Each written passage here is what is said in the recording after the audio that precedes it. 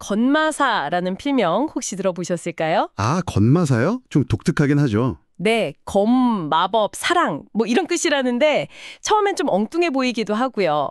근데 이 이름 뒤에 인생의 큰 위기를 글쓰기로 딱 정면 돌파하고 네네. 루틴 설계 전문가로 거듭난 분의 이야기가 숨어 있습니다. 와, 오늘은 바로 그 여정을 한번 따라가 보려고 합니다. 기대되는데요. 네, 오늘 저희가 좀 깊이 파헤쳐 볼 자료는요. 박근필의 피플 인사이트 인터뷰 녹취록입니다. 아, 그 인터뷰 영상이군요. 맞습니다. IT 사업 실패도 있었고 또 개인적으로 힘든 이별 같은 시기를 겪으셨는데 어떻게 글쓰기를 만나서 삶의 방향을 되찾고 결국 루틴의 설계라는 책까지 내게 됐는지 그 생생한 과정이 담겨 있더라고요. 네, 맞아요. 이게 그냥 뭐 성공했어요 이런 이야기 이상으로 좀 곱씹어 볼 지점들이 꽤 많아요. 어떤 점들이죠? 예를 들면 글쓰기라는 행위 그 자체가 가지는 힘 같은 거 있잖아요. 아, 글쓰기의 힘이요? 네. 그리고 요즘 뭐 AI 시대다 뭐다 하는데 오히려 이럴 때 중요해지는 아날로그 활동의 가치. 뭐 그런 거요. 하긴 AI 이야기가 많이 나오죠. 그렇죠. 그리고 또 우리가 흔히 말하는 습관이랑은 좀 다른 차원의 루틴 설계라는 개념. 이런 것까지도 다루고 있어서요. 단순한 위기 극복 사례를 넘어서서 우리 삶을 좀 돌아보게 만드는 그런 통찰이 있는 것 같아요. 그렇군요. 그래서 오늘 저희 목표는 아주 명확합니다. 네, 이를 좀 파헤쳐 보고요. 좋습니다. 그리고 이걸 보시는 여러분의 일상에도 좀 적용해 볼 만한 그런 지혜를 함께 발견해 봤으면 합니다. 자, 그럼 건마사 작가님 이야기 속으로 한번 들어가 볼까요? 네. 우선 이 건마사라는 필명, 이게 참 재밌어요. 네, 저도 그 얘기 듣고 좀 웃었어요. 인터뷰 보니까 이게 꽤 오래전, 그러니까 PC통신 시절에요.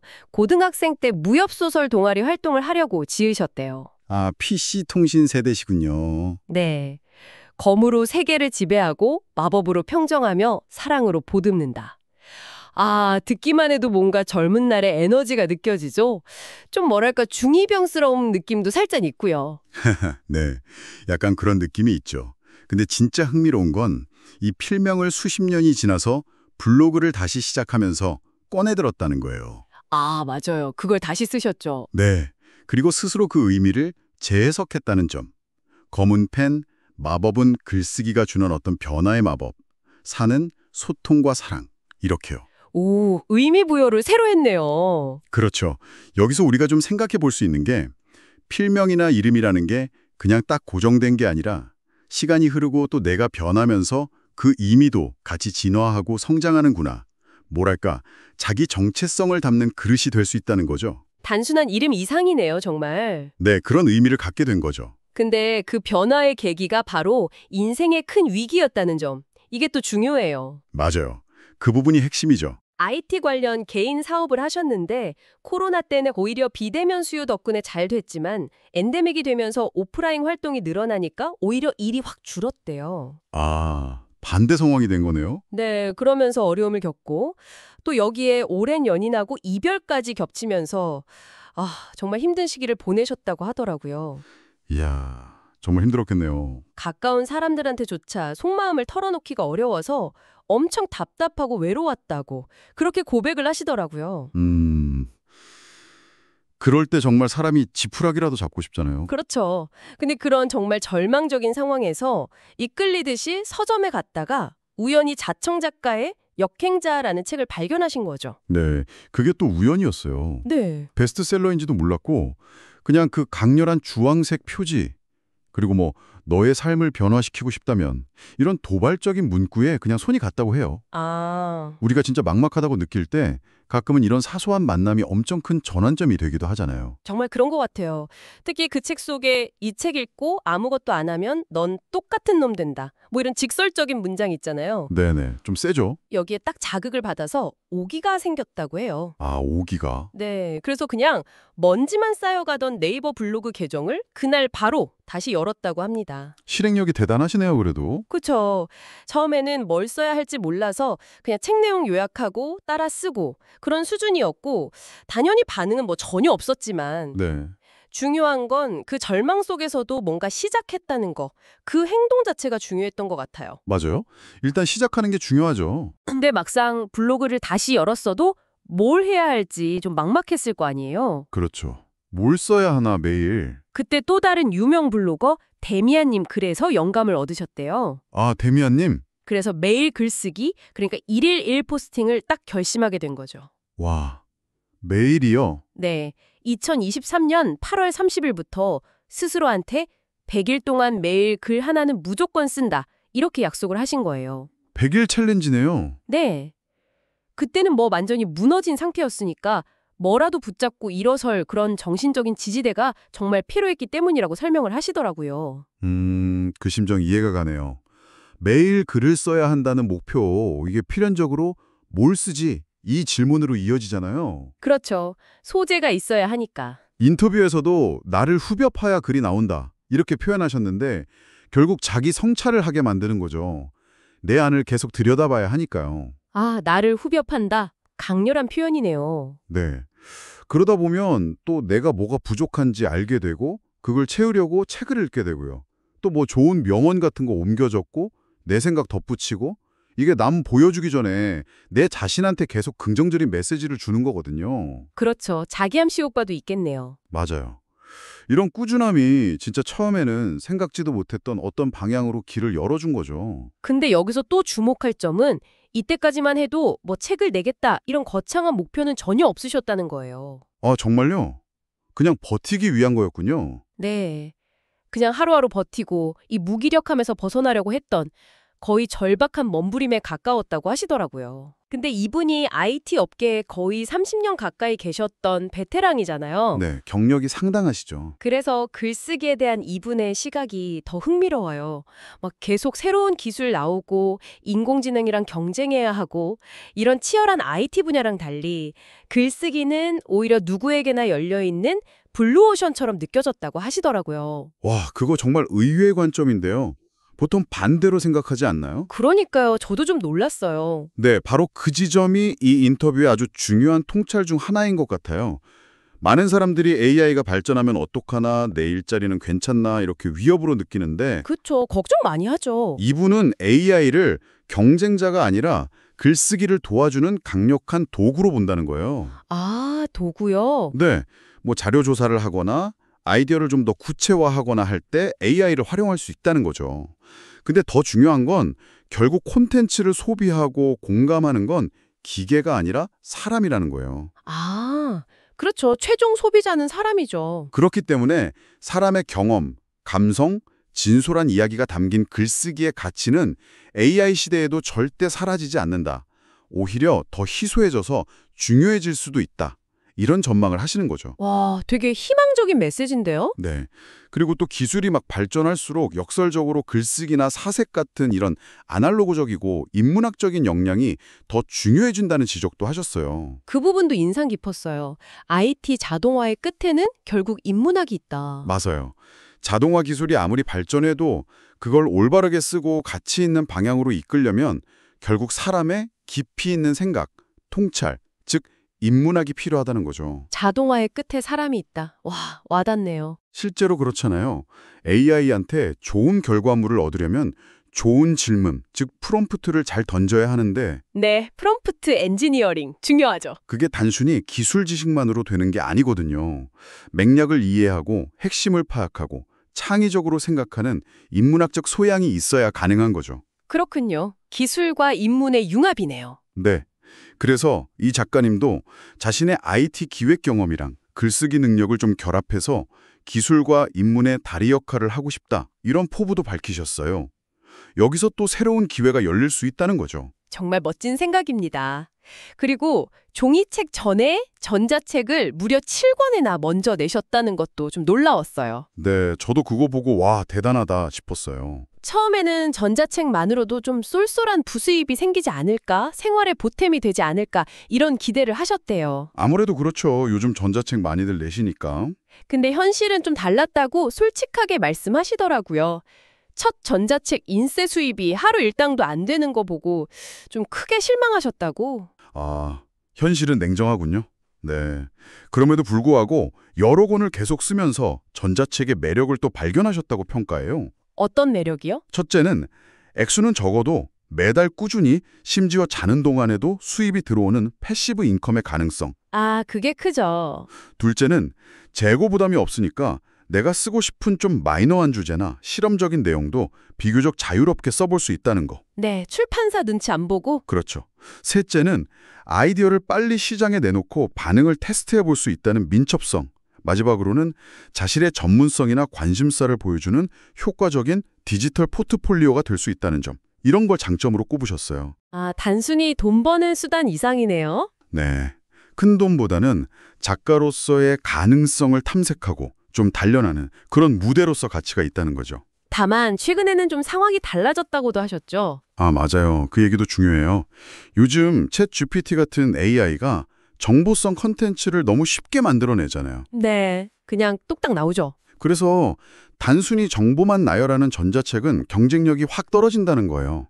이제 전자책에도 저자만의 고유한 경험, 해석, 즉 서사가 담겨야 독자들이 선택한다는 거죠. 아, 결국 이야기가 중요해지는군요. 네.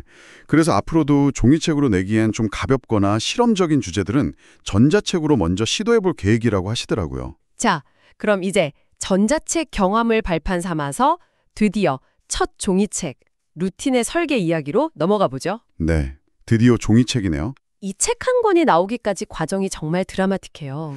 2024년 9월에 쓰기 시작해서 출간까지 꼬박 11개월이 걸렸는데 와, 11개월요? 꽤 오래 걸렸네요. 네, 그 과정이 순탄치가 않았다고 해요. 처음 썼던 초고는 자기의 그 힘들었던 개인사를 너무 어둡고 너무 날것 그대로 담아내서 쓰면서 본인도 너무 힘들어서 결국 폐기했대요. 아, 그럴 수 있겠네요. 너무 감정적으로 힘들었겠다. 인터뷰에서는 스스로의 검열에 걸렸다 이렇게 표현하시더라고요. 그만큼 솔직하고 힘든 과정이었던 거죠. 그 후에 다시 쓰신 거군요. 네, 마음 다잡고 1월부터는 평소 관심 있던 소통, 인간관계 이걸 주제로 두 번째 초고를 썼어요. 네. 근데 이걸 주변의 친한 블로그 이웃들한테 조심스럽게 보여줬는데 반응이 좀 미지근했대요. 기대했던 반응이 아니었군요. 네, 뭐 이건 좀 약한 것 같다. 작가님만의 색깔이 잘 안 보인다. 이런 피드백을 받으신 거죠. 이때 정말 큰 좌절감을 느끼셨다고 해요. 정말 속상했겠는데요? 근데 바로 그 순간 정말 예상치 못한 곳에서 돌파구가 딱 열립니다. 오, 어떤? 아주 가까운 블로그 이웃 한 분이 그냥 툭 던진 한마디였대요. 건마사님은 매일 새벽에 일어나서 글 쓰는 그 꾸준한 루틴이 진짜 대단한데 왜 정작 그 이야기는 안 쓰세요? 와, 대박. 그 한마디가요? 네. 글을 통해 맺어진 인연, 그 관계가 책의 운명을 바꾼 거죠. 이야, 서연. 멋진 말이네요. 그 말을 듣는 순간 막 번개 맞은 것처럼 아, 이거다 싶었다고 해요. 네네. 그래서 바로 루틴을 키워드로 목차를 짜보니까 신기하게 하루 만에 전체 구조가 딱 잡혔고 와, 하루 만에요? 네. 그렇게 시작한 세 번째 초고는 놀랍게도 단 한 달 만인 2024년 4월에 완성했다고 합니다. 이야, 진짜 자기 이야기를 찾은 거네요. 그렇죠. 자신한테 가장 솔직하고 가장 잘 이야기할 수 있는 진짜 자기 이야기를 찾으니까 글쓰기가 이렇게 자연스럽고 강력해질 수 있다는 걸 보여주는 거죠. 정말 생생한 증거네요. 하지만 원고 완성했다고 끝이 아니었겠죠? 아, 그렇죠. 출판사랑 같이 하는 퇴고 과정? 이게 또 다른 도전이었죠. 네. 편집 과정이 또 만만치 않죠. 출판 편집자 시각에서 막 내용 삭제되고 분량 확 줄어들고 문체가 딱딱하다 이런 지적 받으면서 내가 이렇게까지 글을 못 썼나 하는 깊은 자괴감에 빠지기도 하셨대요. 그 심정 알 것 같아요. 내 자식 같은 글인데. 그렇죠. 수개월 동안 애써 쓴 글인데 부정당하는 느낌이었겠죠. 이때 정말 큰 힘이 된 게 먼저 책 냈던 동료 작가들의 경험담 그리고 격려였다고 해요. 동료들의 지지요? 네, 원래 편집 과정 다 그렇다. 그거 거쳐야 진짜 독자를 위한 책으로 단단해지는 거다. 이런 조언들이 다시 원고를 붙잡을 용기를 주었다고 합니다. 정말 중요한 존재들이네요, 동료 작가들이. 그렇게 탄생한 책, 루틴의 설계. 핵심 메시지가 바로 나에게 맞는 루틴을 설계하면 미래가 달라진다. 이거잖아요. 네, 그 문구요. 여기서 우리가 진짜 주목해야 할 단어가 설계, 그리고 나에게 맞는 이 부분인 것 같아요. 맞아요. 그냥 루틴 만들어라가 아니죠. 네, 의식적으로 설계하라고 강조하는 데는 좀 중요한 이유가 있는 것 같습니다. 네, 이 작가님이 우리가 보통 막 섞어 쓰는 습관이랑 루틴을 의도적으로 구분해서 쓰세요. 습관과 루틴을요, 어떻게 다르죠? 습관은 뭐 양치질처럼 거의 무의식적이고 자동적으로 하는 거에 가깝다면 루틴은 의식적인 노력과 의도가 필요한 활동이라고 정의를 하시는 거죠. 아, 의도가 들어간 활동. 네. 특히 운동이나 글쓰기, 명상처럼 뭐랄까 당장은 좀 귀찮거나 힘들어도 장기적으로 나한테 좋은 거 알잖아요. 그렇죠. 근데 꾸준히 하기가 어렵죠. 맞아요. 조금만 방심하면 쉽게 무너지고 포기하게 되는 것들. 이런 것들은 습관으로 만들려고 막 애쓰기보다는 루틴으로 딱 설정을 하고 매번 의식적으로 실행해야 한다는 거예요. 아, 의식적인 실행. 네. 루틴은 그냥 반복되는 행동 패턴이 아니라 내가 좀 슬럼프에 빠지거나 나태해지려고 할 때 자, 다시 정신 차리고 이거 하자.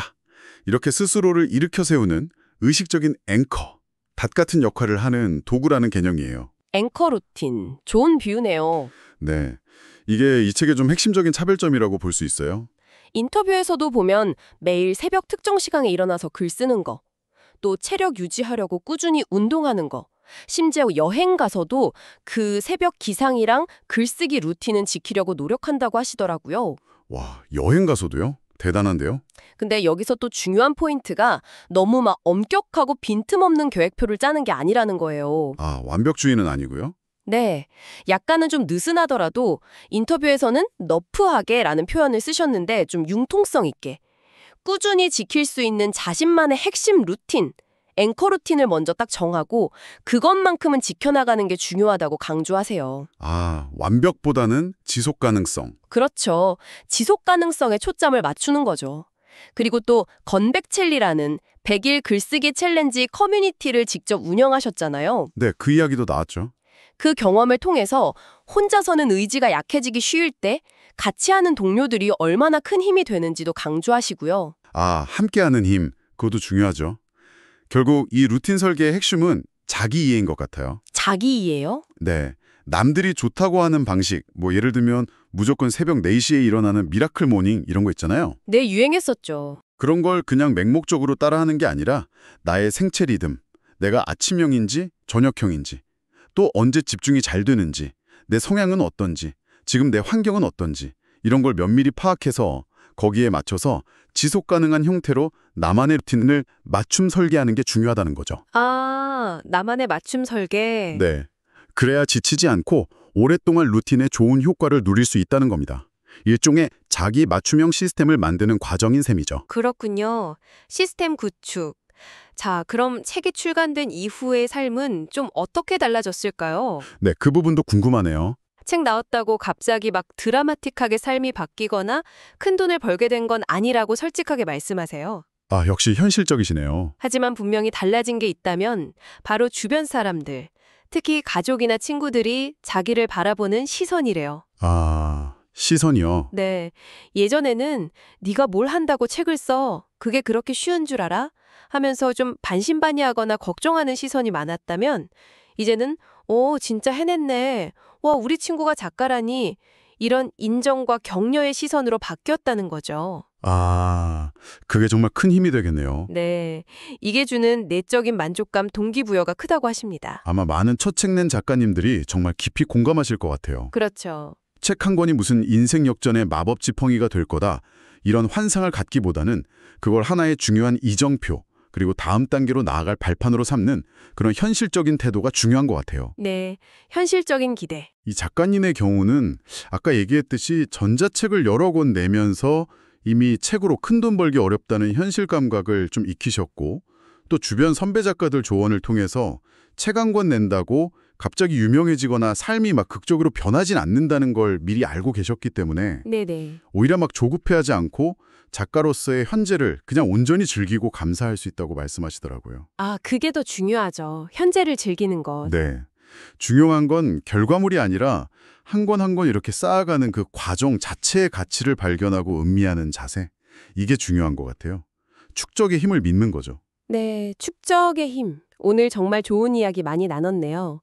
오늘은 인생의 큰 고비 앞에서 글쓰기라는 도구를 발견하고 또 매일의 꾸준한 실천, 즉 루틴의 설계를 통해서 스스로 길을 만들어낸 건마사 작가님의 여정을 인터뷰 자료를 통해 깊이 들여다봤습니다. 네.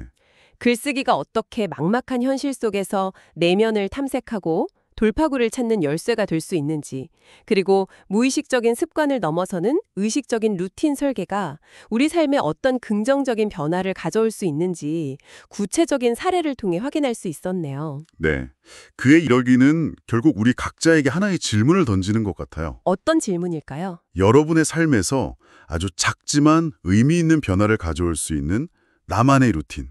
그게 과연 무엇일까? 이런 질문이요. 아, 나만의 루틴. 네. 반드시 거창하거나 완벽할 필요는 없잖아요.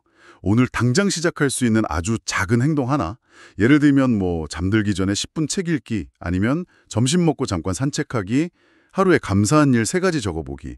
이런 거라도 꾸준히 이어갈 수 있는 자신만의 앵커 루틴을 찾아보는 건 어떨까요? 또 지속하는 힘이니까요. 네. 마지막으로 오늘 나눈 이야기에서 한 걸음 더 나아가서 좀 생각해 볼 만한 지점을 던져드리고 싶습니다. 네, 어떤 걸까요? 건마사 작가님은 극심한 위기 속에서 글쓰기라는 아주 개인적이고 내면을 향한 활동을 통해 스스로를 다잡으셨잖아요. 네, 그렇죠. 자기 성찰의 과정이었죠. 근데 흥미로운 점은 그 이후에 블로그 이웃과의 교류, 서연이라고 하셨죠. 그리고 글쓰기 챌린지 커뮤니티, 건백첼 운영 같은 외부와의 적극적인 연결과 나눔을 통해서 자기 길을 더 확장하고 단단하게 만들어갔다는 사실이에요. 아, 내면과 외부의 연결이네요. 네, 단순히 개인적인 루틴을 잘 지키는 걸 넘어서 이렇게 깊은 내면 성찰과 의미 있는 외부 연결 사이에 어떤 건강한 균형점, 이걸 의식적으로 찾아나가는 것, 이게 어쩌면 불확실성이 커져만 가는 이 시대를 살아가는 우리 모두에게 필요한 또 다른 중요한 설계는 아닐까 한 번쯤 진지하게 고민해 보시면 좋겠습니다. 와, 깊은 성찰과 외부 연결의 균형, 정말 생각해 볼 만한 지점이네요. 오늘 저희와 함께한 깊은 탐구는 여기까지입니다. 다음 시간에도 여러분의 지적 갈증을 해소해드릴 흥미로운 자료 분석으로 다시 찾아뵙겠습니다. 네, 감사합니다.